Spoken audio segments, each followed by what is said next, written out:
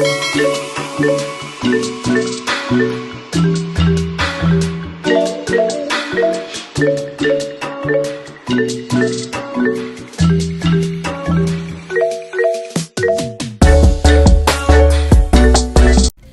kita bicara soal kontrasepsi, yang ada di pikiran Mampaps pasti kondom, kalau enggak pil KB.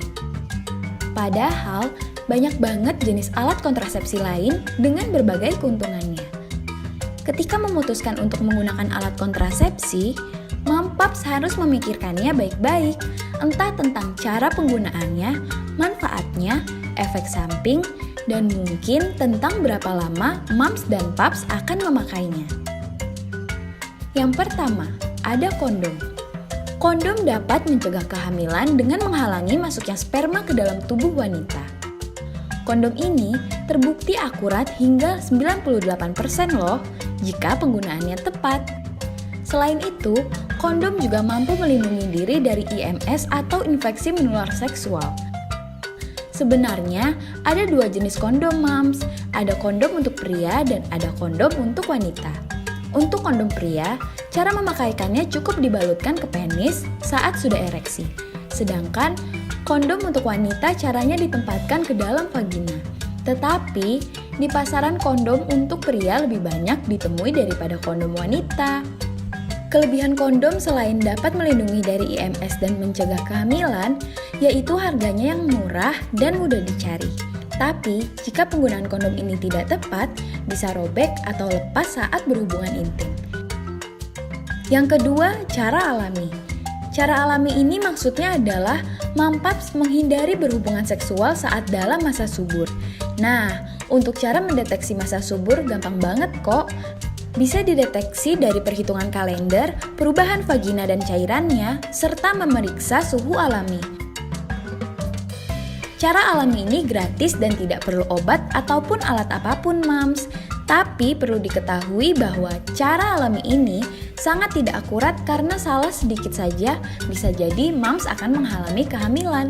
Selain itu, ada juga cara alami yang disebut dengan senggama terputus, di mana saat akan berejakulasi, penis akan ditarik keluar sehingga cairan sperma akan keluar jauh dari vagina.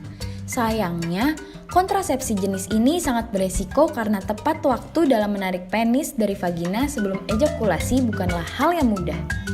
Yang ketiga, pil KB. Pil KB ini adalah kontrasepsi hormonal ya, Mams. Menurut WHO, pil KB ada dua jenis, Mams. Ada yang kombinasi atau COCS. Dengan ada progestin only atau POPS, untuk pil KB kombinasi mengandung hormon estrogen dan progestin. Ini berfungsi untuk mencegah pelepasan sel telur dari ovarium atau biasa disebut dengan ovulasi.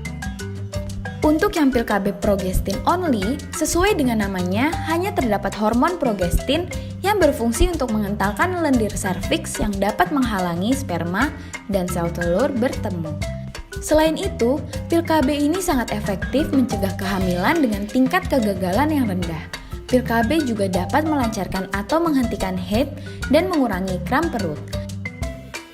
Karena pil KB ini adalah alat kontrasepsi hormonal, sehingga dapat menimbulkan efek samping berupa jerawat dan perubahan hormon setelah memakainya.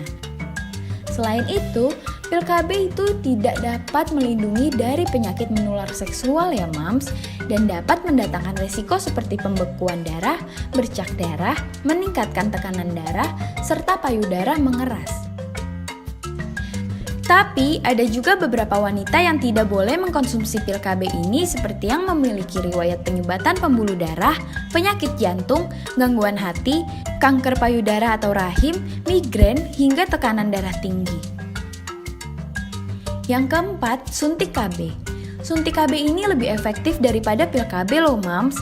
Jika digunakan dengan benar, tingkat kegagalannya juga akan sangat rendah, sekitar 1% aja loh. Suntik KB ini tidak boleh digunakan oleh wanita yang punya memiliki riwayat migrain, diabetes, sirosis hati, maupun stroke, dan serangan jantung, Mams. Yang kelima, implan. Kontrasepsi implan dilakukan dengan menempatkan batang kecil seukuran korek api ke bawah kulit di lengan atasnya mama.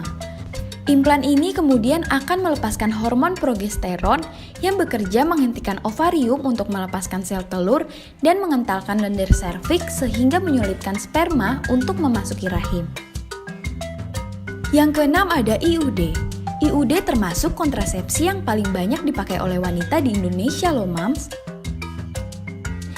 IUD ini bentuknya menyerupai huruf T yang penggunaannya dimasukkan ke dalam rahim, dan alat kontrasepsi ini dapat digunakan selama 3-10 tahun tergantung jenis IUD yang dipilih. Ngomong-ngomong, jenis IUD ada dua loh, ada IUD tembaga dan IUD hormonal.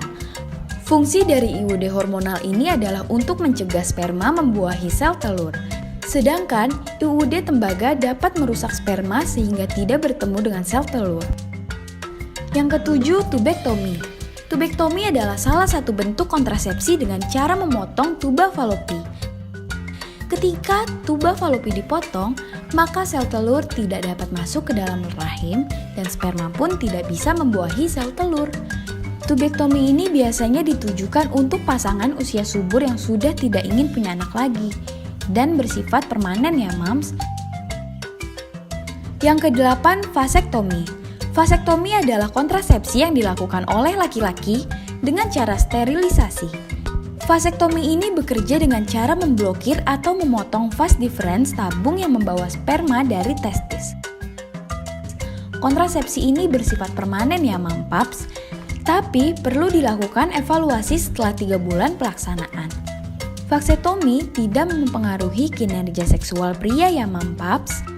Oke, mamapapa.id pamit ya, Mams. Jangan lupa like, komen, dan subscribe. Terima kasih.